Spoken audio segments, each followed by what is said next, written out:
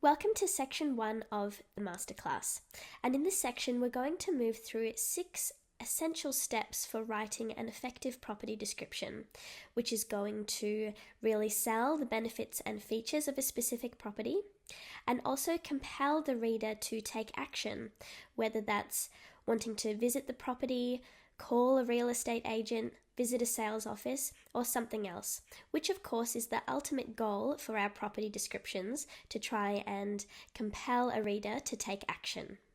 The first step happens before you even jump on your laptop and start typing up your property description. And that's because before you can begin writing, you really need to have a solid understanding of who your buyers are and what motivates them to make a purchase.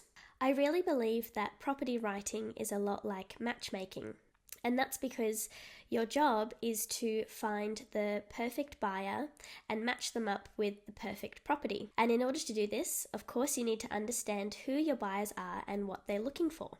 So let's start by taking a look at the different types of buyers that you are likely going to want to appeal to in your property descriptions. And I've grouped them into 9 categories here. You have your first home buyers, single professionals, couples, investors, serial renovators, families with younger and older children, upsizers, empty nesters and downsizers, and finally retirees. Now, it goes without saying that different projects, properties, and features are likely to attract different audiences. For example, an apartment in the city with 2 bedrooms is probably going to be quite appealing for single professionals and couples, but it's certainly not going to appeal to a larger family who want to grow into their dream home. So let's keep that in mind as we move along to the different purchase motivators. So you've identified who your customers are, and now you need to know what motivates them to make a purchase. There are many different versions of this list I'm about to show you, but I've selected the top 10 purchase motivators that I think are most relevant for property buyers.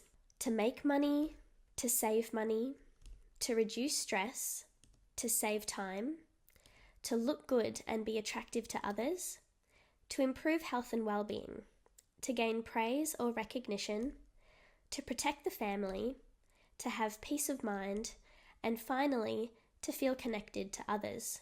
And now that we've identified the different types of buyers and their potential motivators to make a purchase, it's time to do some matchmaking. So this is where that matchmaking element comes in, where we're trying to pair up the right property with the right buyer.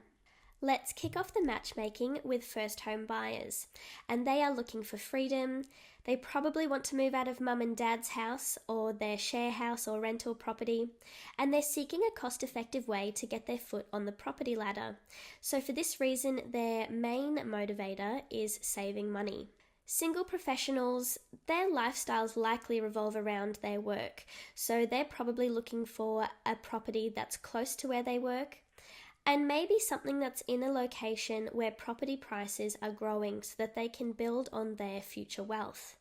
For this reason, they are motivated by saving time and reducing the stress of commuting, and also making money in the long term. Couples are looking to start their lives together and build a future together in their own home, where they can put up artwork and put up photos, and potentially even start planning for their futures together, whether that includes children and maybe marriage. So they want to reduce the stress of hunting for a home and have peace of mind that the home that they're living in is their own. Families will likely want to be close to schools, parks, playgrounds, and shops and amenities that are going to enhance the lifestyle for their children and the whole family unit. They may also want to be positioned close to other family members such as grandparents, aunties, uncles, and cousins, so they have a strong support network close to their home. The location where they purchase will also need to be considered a safe area, because they will want peace of mind that their children can walk safely to and from school or to the local parks. So their biggest purchase motivators are going to be to protect the family and to improve the health and well-being of their family through the location and lifestyle enhancements. Upsizers could be looking to buy their absolute dream home, and for that reason, land size and home size will be very important to them because they're probably looking for something that's bigger than what they currently have. They may also be interested in a home that has a feature that their current home doesn't have, such as extra bedrooms, an additional living room, a playroom, a bigger garage, or maybe even something exciting like a pool or a spa. They are going to be motivated by looking good in their bigger, better home and also improving the health and well-being of their family by having more space. Empty nesters could be looking to purchase a holiday home, or maybe even a home that's located in a dream location, somewhere where they've always wanted to live, such as something that's by the beach or in the countryside. They're also going to want something that's smaller than their current home and low maintenance, so they don't have to stress about fixing up the garden and repairing it and maintaining it. So they're going to be motivated by having peace of mind and reducing the stress when it comes to home maintenance, and also improving their health and well-being. Retirees are seeking the ultimate lifestyle freedom, where they can enjoy the lifestyle they've worked really hard for. So they're going to want something that feels safe and secure, something that is connected to the people that they care about, connected to neighbours, and also connected to lifestyle enhancing locations, something that's walkable and also has transport options close by. So they are motivated by gaining peace of mind, that they can age in place and that they are well connected effortlessly. And they also want to feel connected to others and their neighbours, and this is where downsizing communities and retirement villages are important. Investors are, of course, building on their portfolio for future wealth, and they also want to attract renters. So they're going to be motivated by making money, by looking good for potential renters, and also gaining recognition. And finally, serial renovators are looking for a fixer-upper, or an opportunity for a knockdown rebuild where they can knock down a smaller home and build a bigger one, or build multiple homes on the one block of land, which means they're also likely interested in land size so they can enlarge a home, add more homes, or add in some extra features. So they're going to be motivated by making money, looking good to potential purchasers, and gaining recognition. So now that you understand who your buyers are, what types of properties they're looking for, and what motivates them to make a purchase, it's time to identify what different property, community, and location features are going to be included in your descriptions. So this is kind of like a 3-layer process, because in your descriptions, you're going to talk about the property features themselves, so what is located inside the property, what is located within the immediate community. This is especially important if you are talking about a property within a master planned community or within a new estate. You're going to want to talk about the features and unique selling propositions of that specific community. And then also the location in general. So what local amenities are close to the property, what the transportation is like, and just generally the suburb and location that it's positioned within. Whether you're selling apartments, townhomes, turnkey products, house and land packages, traditional homes, or something else entirely, there's a variety of features that you are going to need to mention in your descriptions. So as we've previously covered, different buyers are looking for different things. And so the features that you include in your descriptions will be depending on the audience you are trying to appeal to. But some of the most important features to include are price, the overall floor plan size, the number of bedrooms and bathrooms, what outdoor spaces the property has, such as a garden or a patio or balcony, if it has a garage or a parking space. And also, in today's increasingly eco-conscious world, it's important to note what sustainability features or initiatives are included in the property. This is a list of some of the main property and floor plan features you are likely to include in your descriptions, but accompanying this course is a more comprehensive list of features that you can tick off as you go. There are features outside of the property that are equally important to mention in order to increase the appeal of the property. So in your descriptions, mentioning the street and suburb is a no-brainer, but what's even more important is noting the proximity to lifestyle-enhancing facilities and amenities. So talking about the proximity to shopping centres and entertainment precincts, schools, parks and playgrounds, public transport options, and also essential health services are all going to help paint a really great picture of how the buyer can live a connected life within this property. This is where you'll also take into consideration if the property is part of a new estate or an apartment building.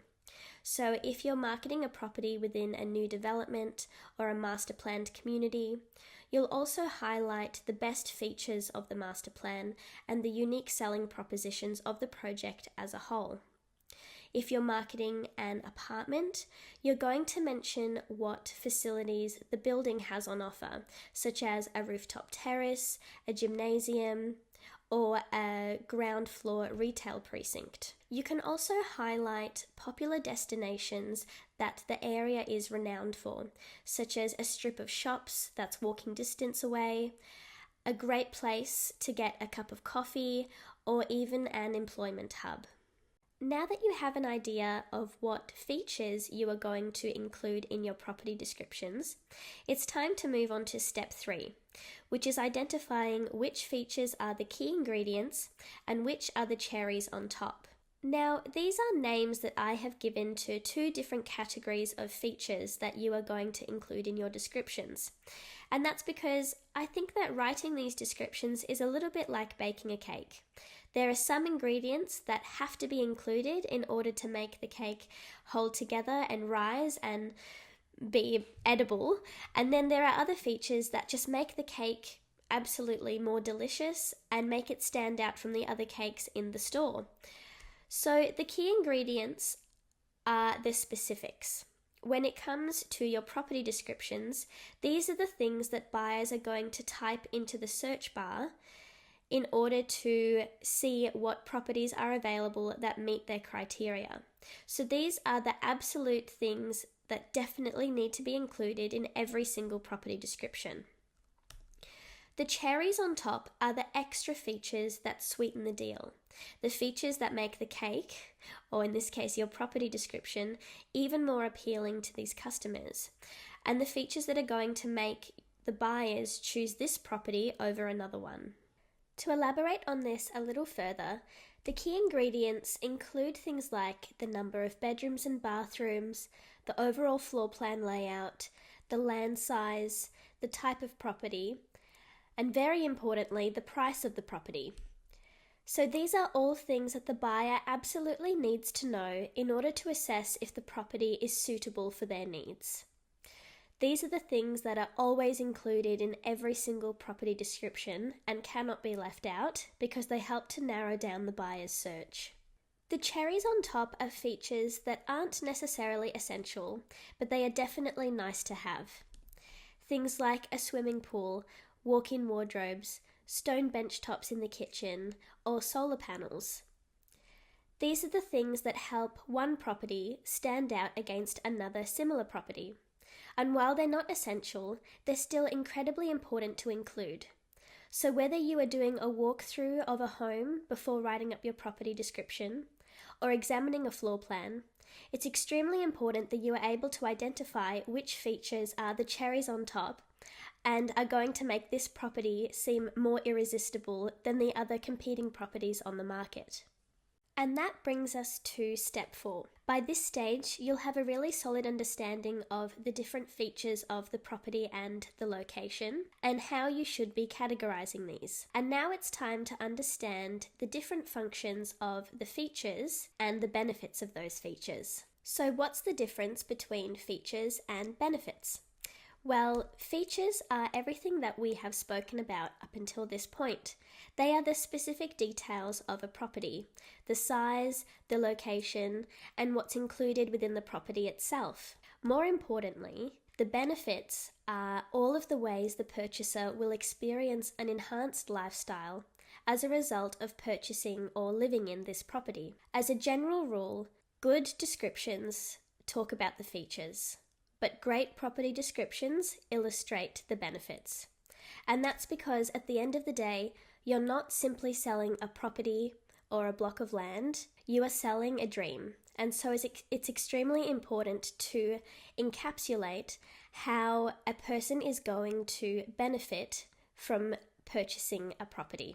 Let's delve into this a little deeper by taking a look at some specific features and their benefits. So if a property is close to transportation options and local amenities, then the benefit is having a super convenient lifestyle that's easily connected to all of the essentials. If the feature is an alfresco with sliding doors, then the benefit is having a seamless blend between the indoor and outdoor spaces of your home, and also the perfect place to entertain family and friends all year round.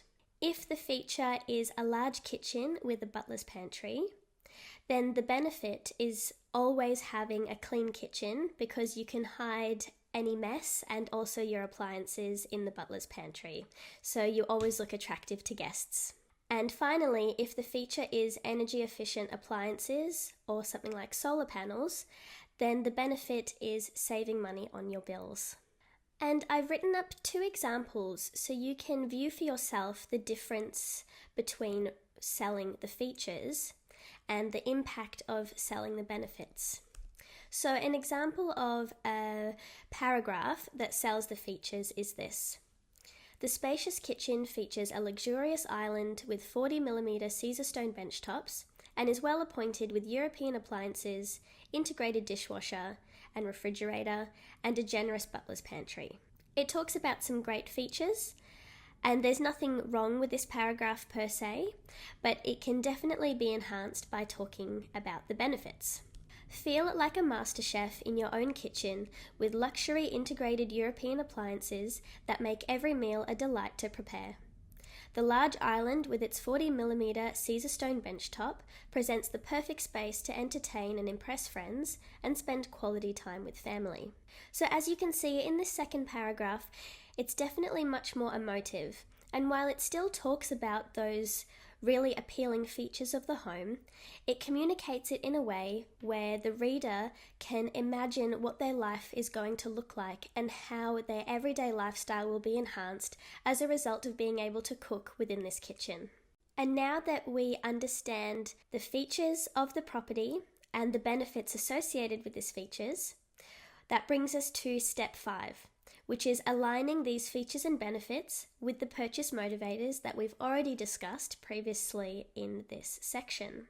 So as a recap, these are the 10 different purchase motivators: to make money, to save money, to reduce stress, to save time, to look good and be attractive to others, to improve health and well-being, to gain praise or recognition, to protect the family, to have peace of mind, and to feel connected to others.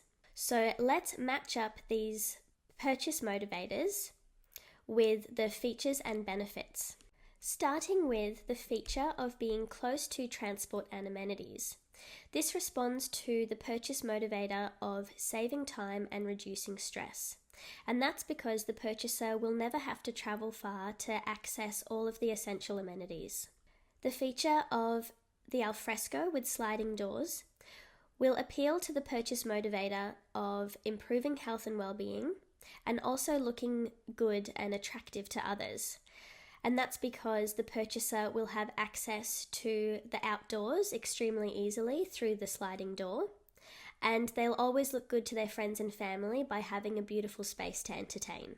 The feature of the large kitchen with the butler's pantry appeals to the motivator of looking good to others, and that's because the kitchen always looks tidy and clean thanks to the butler's pantry where you can hide appliances and mess. And finally, the feature of energy efficient appliances appeals to the motivator of saving money because in the long run you save money on your bills through these energy efficient appliances.